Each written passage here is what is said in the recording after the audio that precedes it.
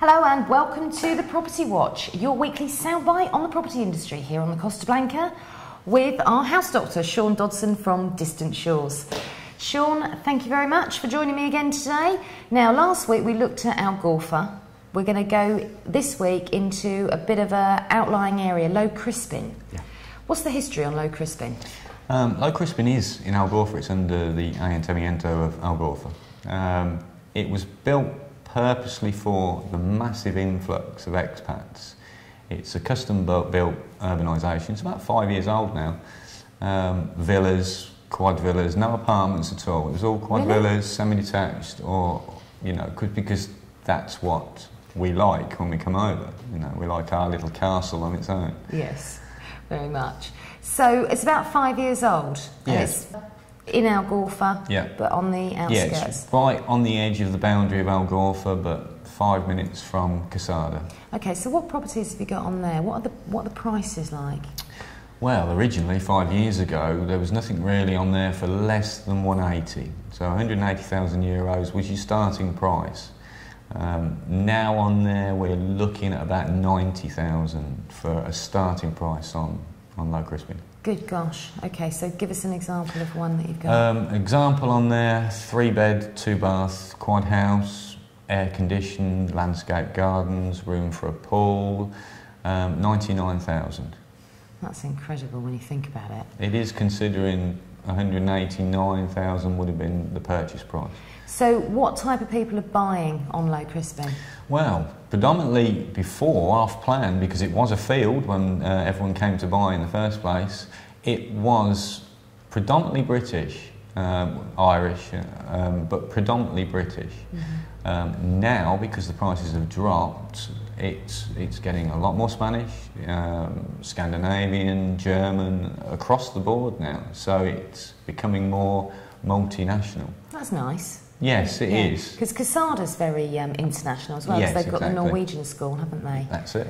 Okay. What else have you got on Low Crispin? Detached villa. The first one we've got is a detached villa on there for 130. Would have been 220, 230 in the peak. 3-bedroom, 2-bath, nice sized garden, aircon, furnished, the usual, lovely views. From Low Crispin you can get some great views over the lakes, because it is surrounded by open countryside, so you get some lovely views out from the roof solariums to the lakes. Again, €100,000 discount. Goodness me. I really actually can't believe how much the property industry has changed in the last few years. Well, I think if someone had told me 5 years ago that the property that we were selling and everyone else was selling for 230, 240 would be €100,000 less, I would have never believed them. No. I would have thought they were crazy.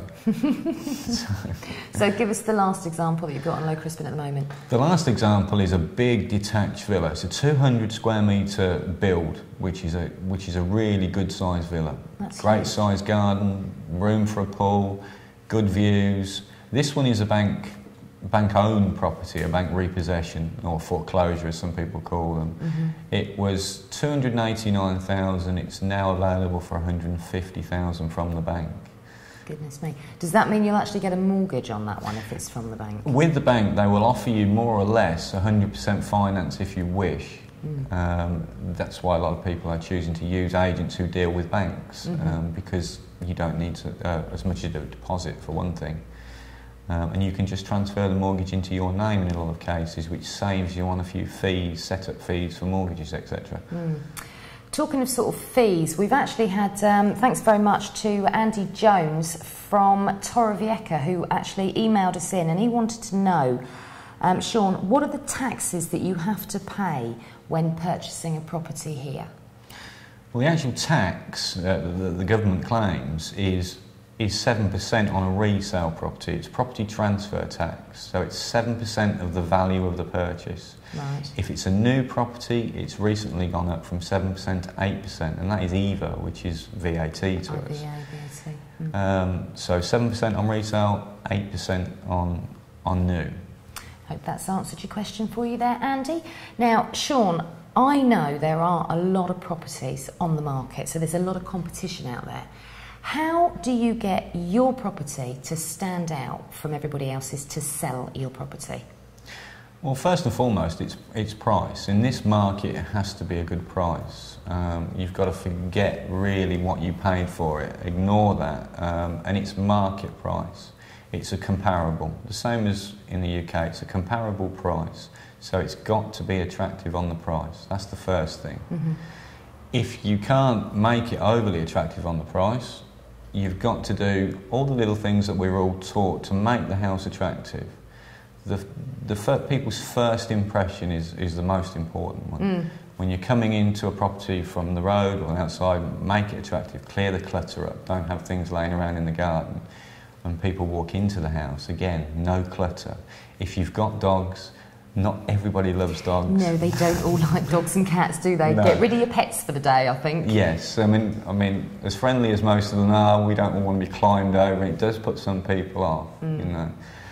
Do all the things that you would do in your home country. You know. Would you, if you've got like good features and not so good features in your home, would you show the not so good features first and then take them to the nicer area to finish the tour? Well, this is a tricky bit of estate agent training that we all get in the UK. You're taught to take the person to the worst part of the house first, and then work your way up to the best part of the house. So if you've got a lovely garden or a lovely view, always do that last.